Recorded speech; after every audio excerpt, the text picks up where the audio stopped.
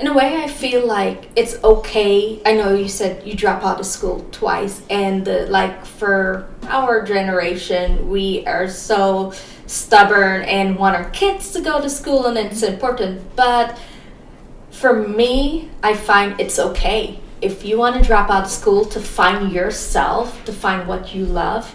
You always have the options to going back to school. You're never too old, you're never too young. You can do it at any time, and that's great.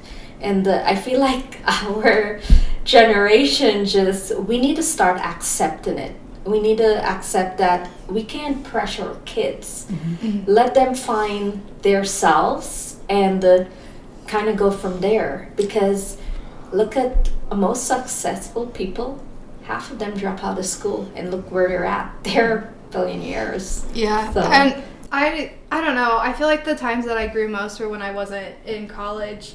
And I don't regret going to college because it still gave me things that I never would have had had I not gone. I don't think I would be the photographer that I am today if I hadn't gone to school, but I've realized that I can always go back. I'm going back this semester to get my associates, and I'm taking that small step so then I can take another break, and then I can just screw around for a little bit and grow some more in a different way, because school is not one size fits all, and it's important to get your education if that's what you want, but it's also important to grow in other ways than just go to school right out of college, go to this college that may or may not be worth it, and then get a job and work it for 40 years and then retire. And then you're left with debt too. Yeah, there's that.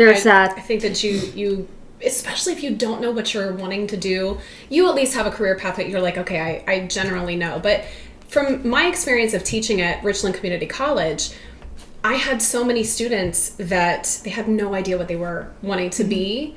And it was like they were just sitting in those seats because it was expected of them. But then I also had the opposite side. That's how I met Andrea. I met Andrea at Richland. She was in my class. I had a group of students that were what you would consider your non-traditional students, meaning they weren't 18 and right out of high school. So anything that's just a little bit past that is considered a non-traditional student. But ultimately, those students obviously became some of my closest friends because maybe they were laid off. So then they were going back to school, but they were taking a different career path. And all of a sudden you realize that sometimes your values change and shift over time.